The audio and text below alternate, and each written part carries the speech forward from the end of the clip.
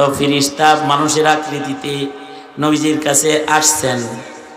কখনো কখনো আল্লাহ তাআলা নওজোয়ান মানুষের আকৃতিতে ফিরিস্তাকে ইব্রাহিম আলাইহিস সালামের দস্তরখানে পাঠাইছেন। কখনো লূত আলাইহিস সালাতু ওয়াস সালামের দস্তরখানে বেরেশ কিশোরের আকৃতিতে পাঠাইছেন, জোয়ান আকৃতিতে পাঠাইছেন, সুদর্শন যুবকের আকৃতিতে পাঠাইছেন।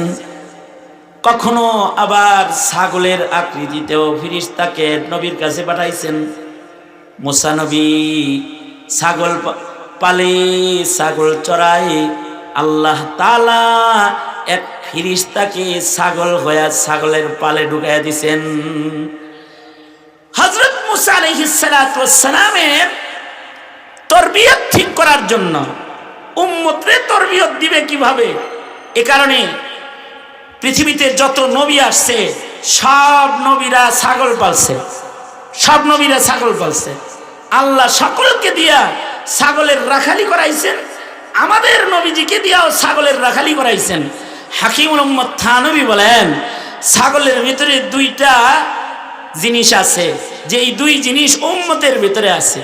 একটা হলো ছাগল খুব তেড়া, যখন সে তেরামি শুরু করে তো বেকায়দা তেরামি করে। পানিতে নামাইতে চেষ্টা করে দেখেন তেরামিটা কি করে, ফোরগিয়ারে তেরামি করে। মানে আপনি টানবেন পানিতে নামাইতে, ও ফোরগিয়ারে আপনার বিপক্ষে লেগে যাবে, মানে উল্টা চলবে। উম্মত কখনো কখনো নবীর উল্টা চলে। আর একটা ছাগলকে আল্লাহ তাআলা চৌপায়া জানোয়ারের ভেতরে দুর্বল করে বানাইছেন। জন্মের পরে লাফায় খুব, কিন্তু 1 কেজি বোঝা বহন করার ক্ষমতা নাই। মানুষকেও উম্মতকেও আল্লাহ তাআলা ইনসানকেও এরকম দুর্বল করে বানাইছেন। একদিকে ছাগলের লাহান দুর্বল, আর একদিকে হলো ছাগলের মতো তেরা। এ কারণে লাগায় খালি কেরা বেড়া। এ কারণে সব নবী দিয়ে আল্লাহ তাআলা ছাগল চড়াইছেন, মুসা আলাইহিস সালাম দিয়েও ছাগল চড়াইতেছেন। এবার পয়গম্বর মুসা আলাইহিস সালাতু ওয়াস সালামের রাগ কি কমলো না বাড়লো পরীক্ষা করতে আল্লাহ তাআলা তাফসীরে কাশফ, আল্লাহ তাআলা এক ছাগলরেই ভিতরে পাঠাই দিয়েছেন, ছাগলের দলের ভিতরে ফিরিস্তা পাঠাই দিয়েছেন। এবার ছাগল এটা দল ছুটে খালি দূরে দৌড়াদৌড়ি করে। মুসা আলাইহিস সালাতু ওয়াস সালাম ছাগলের পিছে পিছে দৌড়ায়। ফিরিস্তার লগে কি মানুষ দৌড়াইতে পারবে না? সকাল থেকে দৌড়াইছে, এটা ধরতে পারে না। যদি এটা দল ছুট হয়ে হারায় যায়, সন্ধ্যা পর্যন্ত দৌড়াইছে, তারপরেও ধরতে পারে না। আল্লাহর ইচ্ছা হলো দেখি সারাদিন দৌড়ায় মুসা ছাগলরা আবার সন্ধ্যাবেলায় দৌড়া একটা আছাড় মারেনি। আল্লাহ তাআলা পরীক্ষা করতেছেন। মুসা আলাইহিস সালাতু ওয়াস সালাম সন্ধ্যাবেলায় যখন সূর্যের আলো পড়ে গেছে, তখন আন্ধারের মধ্যে ছাগল ধরে আলাইছে। আসলে ইমাম কাশফ বলে এটা ছিল ফিরিস্তা ধরছে, কিন্তু রাগ খুব কম। এত সারাদিন দৌড়াইছে, হিসাব মতো ছাগল ধরে একটা আছাড় দেওয়ার কাম আছে। যে ফাজিল কোথাকার, এইভাবে আমারে দৌড়াদৌড়ি করায়, দিলাম একটা আছাড়।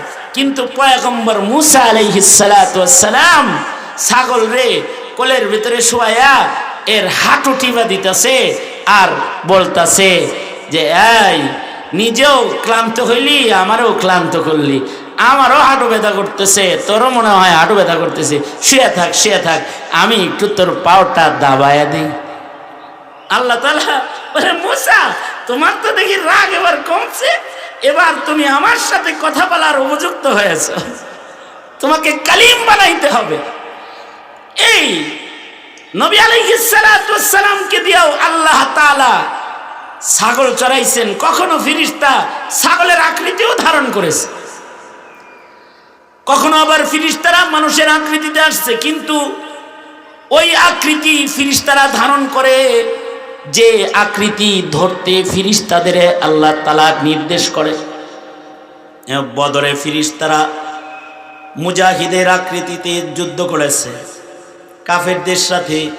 আল্লাহ যখন যে আকৃতিতে তাদের পাঠায় ধারণ করতে বলে, সে আকৃতির বাইরে তারা নিজের ইচ্ছায় কখনো আকৃতি ধারণ করে না, কিন্তু জিনদেরকে আল্লাহ তাআলা নফস দান করেছেন। ফাআলহামাহা ফুজুরাহা ওয়া তাকওয়াহা। মানুষের ভেতরে যেমন তাকওয়া আছে, আবার নফস আছে, নফসানিয়ত তাদের প্রকাশ পায়। জিনদেরকেও আল্লাহ তাআলা আল্লাহর ভয় দিছে, নফস দান করেছে। এ কারণে জিনেরা শুধু গোলামি করে না, আবার বিরোধিতাও করে। 4000 বছর গোলামি করলো আজাজিল। জমিনের এমন কোনো জায়গা নাই যেখানে সে সেজদা দিল না, কাঁদলো না। 4000 বছর পরে যায় আল্লাহ বললেন উসজুদু লি আদম। সে তেরামি, ওই যে নফস আছে যে তেরামি, আবা ওয়াস্তাকবারা ওয়া কানা মিনাল কাফিরিন, অভিশপ্ত হয়ে গেল, আল্লাহর নির্দেশকে অমান্য করলো।